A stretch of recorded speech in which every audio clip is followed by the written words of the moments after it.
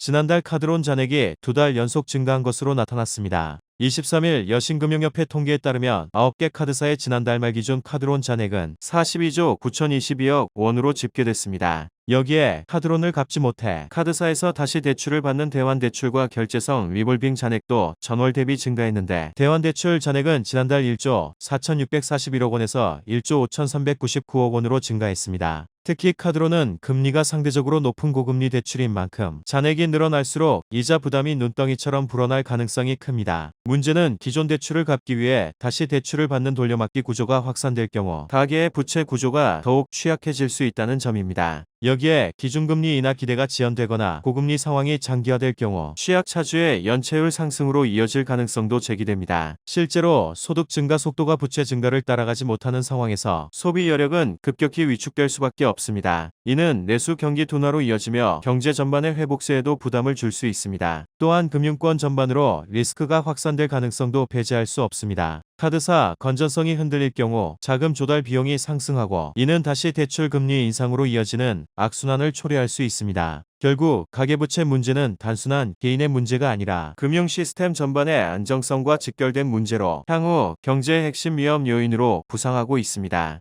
23일 원달러 환율이 17년여 만에 1,510원을 웃돌며 금융위기 당시인 2009년 3월 10일 장중 1,561원까지 오른 이후 가장 높은 수준을 기록했습니다. 환율 급등은 단순한 가격 변수 이상의 의미를 가지며 외국인 투자자 입장에서는 환차손 위험을 키우는 핵심 요인으로 작용합니다. 실제로 최근 외국계 자금은 국내 주식시장에서 순매도 흐름을 강화하고 있으며 이는 코스피 변동성을 더욱 확대시키는 악순환으로 이어지고 있습니다. 여기에 개인 투자자들의 비투 잔고가 사상 최대 수준에 근접한 상황에서 환율 충격까지 겹칠 경우 주가 하락 시 반대 매매가 연쇄적으로 발생할 가능성도 배제할 수 없습니다. 이는 단순한 증시 조정을 넘어 금융시장 전반의 유동성 경색으로 이어질 수 있으며 외환 보유고 감소 압박과 함께 국가 신용 리스크까지 자극할 수 있다는 우려가 커지고 있습니다. 특히 환율 상승이 장기화될 경우 국내 실물 경제에도 충격이 본격화될 가능성이 큽니다. 수입 물가 상승으로 인한 인플레이션 압력이 확대되면서 소비 여력이 위축되고 기업들은 원자재 에너지 비용 부담 증가로 수익성이 악화될 수밖에 없습니다. 이는 투자 축소와 고용 둔화로 이어지며 경기 전반에 하방 압력을 키우는 요인으로 작용합니다. 동시에 외국인 자금 이탈이 가속화될 경우 국내 금융시장의 달러 유동성은 더욱 경색될 수 있으며 이를 방어하기 위한 당국의 시장 개입이 반복될 경우 외환 보유고 감소 속도 역시 빨라질 수 있습니다. 16일 서울 외환시장에서 원달러 환율이 1,500원대에서 거래를 시작했습니다. 원달러 환율이 주간 거래에서 1,500원을 넘은 건 글로벌 금융위기가 있었던 2009년 3월 이후 17년 만입니다. 외국인들도 9시 43분께 약 1,334억 원의 주식을 내다 팔며 최근 이어져온 매도세를 이어나가고 있습니다. 시장에서는 환율 상승이 외국인 자금 이탈을 부추기는 핵심 요인으로 지목됩니다. 환율이 급등할 경우 외국인 투자자는 주가가 오르더라도 환율 변동으로 실제 수익이 줄어들거나 손실을 볼 수 있는 이른바 환차손 위험에 노출되기 때문입니다.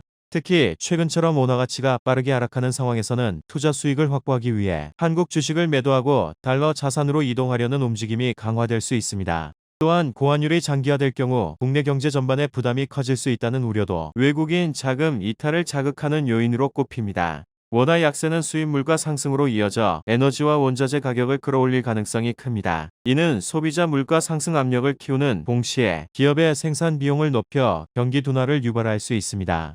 이처럼 물가 상승과 경기 둔화가 동시에 나타나는 스태그플레이션 가능성이 제기되면서 글로벌 투자자들은 한국 시장에 대한 위험 프리미엄을 높게 평가하고 있습니다. 환율 변동성이 지속될 경우 외국인 자금 이탈이 이어지며 국내 금융시장 변동성 역시 확대될 우려도 있습니다. 12일 한국은행이 발표한 2월 이후 국제금융 외환시장 동향을 보면 지난달에만 외국인들이 국내 주식을 135억 달러, 우리 돈으로 약 20조 원 가까이 팔아치웠던 것으로 나타났습니다. 기존 월간 최대 순유출 규모는 2020년 3월에 110억 4천만 달러였는데 이 기록까지 넘은 겁니다. 외국인 자금 이탈의 배경으로 높은 환율에 따른 환차손 우려도 작용하고 있습니다. 원달러 환율이 상승할 경우 외국인 투자자는 주가가 오르더라도 환율 변동으로 실제 수익이 줄어들거나 손실을 볼 수 있기 때문입니다. 특히 글로벌 금융시장 변동성이 커지는 상황에서 환위험을 줄이기 위해 한국 주식을 매도하고 달러 자산으로 이동하는 움직임이 나타나는 것으로 보입니다. 개인 투자자들의 과도한 레버리지 투자도 또 다른 불안 요인으로 지목되고 있습니다. 금융투자업계에 따르면 신용거래 이용자 등 이른바 비투 규모는 약 33조 원 수준까지 불어나 사상 최대치를 기록한 상태입니다. 문제는 시장이 하락세로 전환될 경우 대규모 반대 매매가 촉발될 수 있다는 점입니다. 주가가 일정 수준 이하로 떨어지면 증권사가 담보 부족을 이유로 보유 주식을 강제로 매도하게 되는데, 이 과정에서 매도 물량이 한꺼번에 쏟아지며 지수가 급락하는 악순환이 발생할 수 있습니다. 특히 외국인 자금 이탈과 맞물릴 경우 시장 충격이 더욱 커지면서 연쇄적인 주가 폭락으로 이어질 수 있다는 우려도 나옵니다. 비투 규모가 역대 최대 수준으로 불어난 가운데 반대 매매가 2년 5개월 만에 최대치를 기록하며 개인 투자자들의 피해가 커지고 있습니다. 금융투자협회에 따르면 지난 5일 기준 위탁매매, 미수금 대비 반대 매매 금액은 777억 원으로 집계됐습니다. 이는 코스피가 2200선까지 밀렸던 지난 2023년 10월 24일 이후 최대 규모로 위탁매매 미수금 대비 반대매매 비중도 6.5%를 기록했습니다. 미수거래는 투자자가 보유 현금 없이 주식을 매수한 뒤 결제일인 이 영업일 이내에 대금을 납부해야 하는 초단기 레버리지 거래입니다. 기한 내 상환하지 못할 경우 증권사가 해당 주식을 강제로 청산하는 반대매매가 발생합니다. 미수거래를 한 투자자들이 결제기한 내 자금을 상환하지 못하면서 다음 거래일에 대규모 강제 청산이 발생한 겁니다. 금융투자협회는 미수거래의 반대매매만 집계하고 있어 신용거래용자 반대매매까지 포함할 경우 반대매매 규모는 더 커질 수 있습니다. 6일 기준 증권사 신용거래용자 잔액은 32조 7,899억 원에 달합니다. 최근 국내 증시에서 외국인이 조단위 순매도에 나선 가운데 개인 투자자들만 대규모 매수에 나서는 구조가 이어지면서 시장의 취약성이 커지고 있습니다. 특히 비투 규모가 역대 최대 수준으로 불어난 상황에서 증시가 추가 하락할 경우 개인 투자자들의 미수거래와 신용거래가 연쇄적인 반대매매로 이어질 가능성이 높습니다. 외국인 자금이 빠져나가는 시장에서 개인 자금만으로 주가를 방어하는 데에는 한계가 있기 때문에 주가가 일정 수준 아래로 밀릴 경우 강제 청산 물량이 한꺼번에 쏟아지며 낙폭이 더욱 확대될 수 있습니다. 시장에서는 이러한 구조가 지속될 경우 개인 투자자들의 피해가 급격히 커지고 증시 변동성도 한층 확대될 수 있다는 우려까지 나옵니다. 오늘 9일 중동발 리스크와 외국인들의 연이은 투매로 오전 9시 6분께 코스피 200 선물 지수의 변동으로 5분간 매도 사이드카가 발동됐습니다. 코스피 시장에서는 개인 투자자가 1조 3,710억 원어치 주식을 순매수하는 가운데 외국인은 8,351억 원, 기관은 5,562억 원어치 순매도했습니다. 증시가 장기 하락 국면에 들어설 경우 신용융자와 담보대출을 이용해 투자한 개인들의 계좌에서는 반대 매매가 연쇄적으로 발생할 가능성이 있습니다. 특히 최근 개인 투자자들의 레버리지 투자 규모가 빠르게 늘어난 상황에서 추가 하락이 이어질 경우 시장 전반의 매도 압력이 더욱 커질 수 있다는 분석도 나옵니다. 실제로 지난 5일 기준 KB국민 신한하나, 우리 NH농협 등 5대 은행의 개인 마이너스 통장 잔액은 40조 7,227억 원으로 집계됐습니다. 이는 2월 말 39조 4,249억 원에서 약 닷새 만에 1조 2,979억 원 늘어난 수치입니다.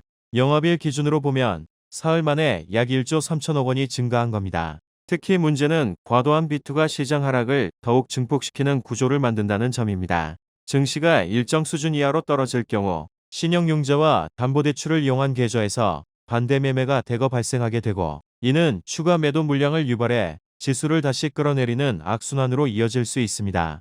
외국인 자금 이탈이 계속되는 상황에서 이러한 레버리지 투자까지 겹치면 시장 충격이 빠르게 확대되며 단기간에 증시가 급락하는 패닉 장세로 번질 가능성도 배제할 수 없다는 우려가 커지고 있습니다. 최근 국내 증시에서 비투 규모가 33조 원을 넘어선 가운데 외국인 투자자들은 한국 주식을 지속적으로 매도하고 있어 시장의 구조적 불균형에 대한 우려가 커지고 있습니다. 외국인 자금이 빠져나가는 가장 큰 이유는 환율 상승과 글로벌 자금 이동입니다. 원달러 환율이 높은 수준을 유지하면서 달러 자산의 매력이 커졌고, 미국 금리와 기술주 중심의 시장 환경이 강화되면서 글로벌 자금이 미국 증시로 이동하고 있다는 분석이 나옵니다. 또한 한국 증시의 성장성이 제한적이라는 인식과 지정학적 리스크 역시 외국인 매도세를 자극하는 요인으로 지목됩니다. 문제는 이런 상황에서 개인 투자자들만 시장을 떠받치는 구조가 형성될 경우입니다. 개인 투자자 상당수가 신용융자나 미수거래 등 레버리지를 활용해 투자하고 있어 시장 변동성이 확대될 경우